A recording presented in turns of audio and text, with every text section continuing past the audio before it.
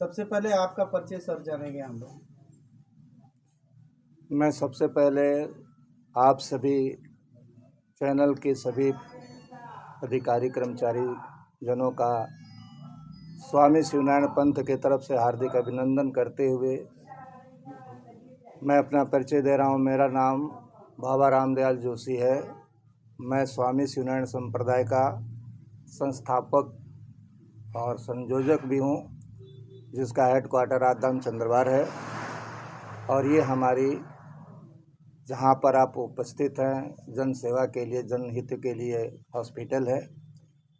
और यही हम सबका परिचय। हमारे बगल में हमारे सुपुत्र डॉक्टर आनंद कुमार जोशी जी हैं जो बैठे हुए हैं, और इधर हमारे बाएं तरफ अंबेडकर समाज पार्टी के आज़ाद पार्टी के क्षेत्रीय अध्यक्ष नरेंद्र कुमार माट साहब मौजूद हैं। ये हमारा परिचय है।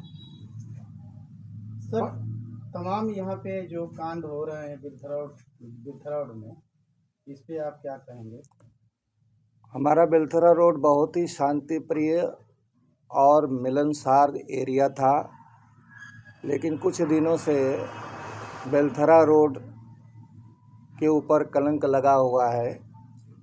अब जिनके द्वारा लगा हुआ है ये नहीं होना चाहिए। हम बच्चों से निवेदन करेंगे, सारे नौजवानों से निवेदन करेंगे कि बिलथरा रोड को बहुत स्वच्छ रखें, आपसी में किसी प्रकार का द्वंद्व न करें, गुटबाजी न करें और एक दूसरे के ऊपर हमला न करें, और बिलथरा रोड को पुनः स्वच्छ बनाया जाए। ऐसा प्रयास होना चाहिए। हर बिलथरा रोड के नागरिकों का भी कर्तव्य होता है कि अपने अपने बेटे और अपने अपने बेटियों को उच्च शिक्षा दें ताकि वो गलत संगतियों में न जाएं। ये मेरी प्रार्थना है सारे नौजवानों से। 357 विधानसभा के सारे लोगों से मेरा निवेदन है कि आप लोग जो चल रहा है घटनाक्रम, इस पर आप लोग शांतिपूर्वक विचार करते हुए और नौजवानों को मुख्य धारा से जोड़ा जाए, जिसमें नौजवानों का भविष्य सही हो सके। प्रेस कॉन्फ्रेंस करने का मतलब क्या है आज सर?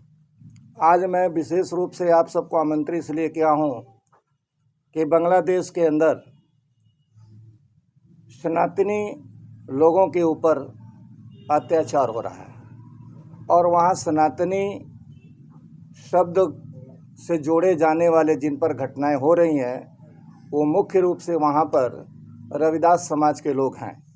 विगत दिन में दीपू चंद रविदास जी की जो हत्या हुई है और बर्बरता के साथ उनको जलाया गया है, केवल कट्टरपंथी विचारधाराओं के द्वारा हुआ है। उन सारे धार्मिक लोगों से भी निवेदन करूंगा कि जो तकरीर कर रहे हैं, गलत तकरीर करके जनता को गुमराह करके धर्म के नाम पर लोगों को हत्या करने के लिए उत्साहित करते हैं, वो अपनी ज़बान पर काबू लाएं। और स्वामी शिवनारायण पंथ भारत सरकार और वर्तमान प्रधानमंत्री माननीय नरेंद्र मोदी जी से आग्रह करती है कि अगर आपसे हो सके, आप पर अधिकार है, आपका कर्तव्य है कि पड़ोसी देश जिस बांग्लादेश को भारत ने जीत करके उनको पुनः आज़ादी दी, वही बांग्लादेश आज आज़ाद करने वालों के वंशजों पर हमला कर रहा है। जो वहाँ पर जिनको मारा जा रहा है वो मूल रूप से भारतीय मूल के लोग हैं। नौकरी के कारण वो वहाँ गए थे, और जब हमारे 71 का युद्ध हुआ, उस युद्ध के अंदर जो लोग अच्छे थे बंगाल में आ गए और जो मजदूर थे वहाँ रह गए, और उन पर अत्याचार हो रहा है कि आप धर्म बदलो और न तो मरने को तैयार हो जाए। तो मैं प्रधानमंत्री से और भारत सरकार से कहना चाहता हूँ कि आप युद्ध न करें, लेकिन एक उपाय है कि जो 30-40 लाख की संख्या में बांग्लादेश में सनातन धर्म के लोग या जो हिंदू समाज के लोग हैं, चाहे वो किसी वर्ण से हैं, उनको भारत में आप ला सकते हैं। और जो भारत में बांग्लादेश के रहने वाले मुसलमान भाई हैं जो यहाँ पर उनको भी नागरिकता खतरे में है, उनको वहाँ भेज दें और उनको यहाँ बुला लें। वो पूरा उनका देश अपना मुसलमान हो जाए और हमारा पूरा देश हिंदुस्तान हो जाए, ऐसी मैं कामना करता हूँ। क्या ऐसा लगता है आपके गुहार से हो सकता है कि सरकार इस पर आवाज़ उठा सकती है? मैं भारत का नागरिक हूँ और नागरिक का एक सदस्य हूँ। उस सदस्यता के हिसाब से मैं कहना चाहता हूँ कि प्रधानमंत्री जी सभी के लिए हैं, और पड़ोसी देश के लिए खास सरकारें होती हैं, पड़ोस की सरकारें, पड़ोस की सरकार का दायित्व होता है कि पड़ोस के सरकारों में अगर उपद्रव होता है, पड़ोस के देशों में उपद्रव होता है, तो संबंधित सीमा की सरकार उस पर हस्तक्षेप कर सकती है। और भारतीय प्रधानमंत्री का पूरा दायित्व बनता है कि सारा काम छोड़ करके वहाँ पर शांति स्थापित करें। हम ये नहीं कहना चाहते हैं कि युद्ध के माध्यम से हो, बल्कि विवेक के माध्यम से हो, ताकि हमारे दोनों कौमों में, दोनों देशों में परस्परता न रह करके भाईचारा हो सकेगा। यदि प्रधानमंत्री जी इस तरह का कदम नहीं उठाते हैं, नहीं करते हैं, तो इसके एवं में फिर क्या? अगर प्रधानमंत्री जी ऐसा नहीं करते हैं तो भारत के नियमानुसार, भारत के संविधान के अनुसार, क्योंकि भारत विश्व का एक विशाल संविधान है जिसके अंदर 395 धाराएं और 9 अनुच्छेद है, और यह संविधान पूरे विश्व के संविधानों से लिया गया है और हर विश्व के लोगों की सुरक्षा देना भारत का कर्तव्य होता है। इसलिए भारत को विश्व धर्म गुरु कहा जाता है, विश्व गुरु कहा जाता है कि जहाँ जहाँ भी आग लगी, अभी इजराइल में आग लगी, अभी आप जहाँ भी देश में युद्ध हुआ है, हमारे भारत के प्रधानमंत्री वहाँ पहुँच करके शांति की व्यवस्था किया, तो क्या हमारे पड़ोसी देश बांग्लादेश में जो अत्याचार हो रहा है उस पर शांति नहीं कर सकते?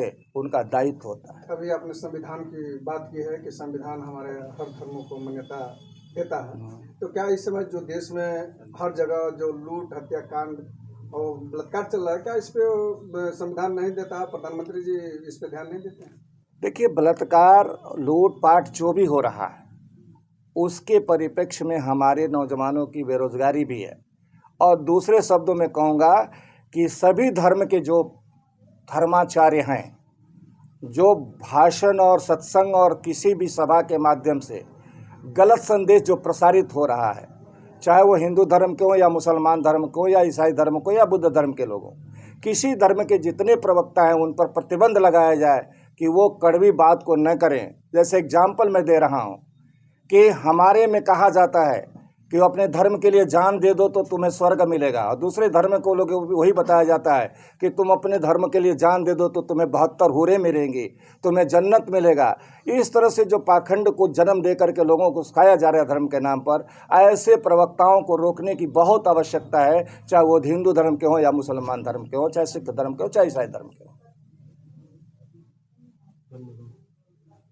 धन्यवाद।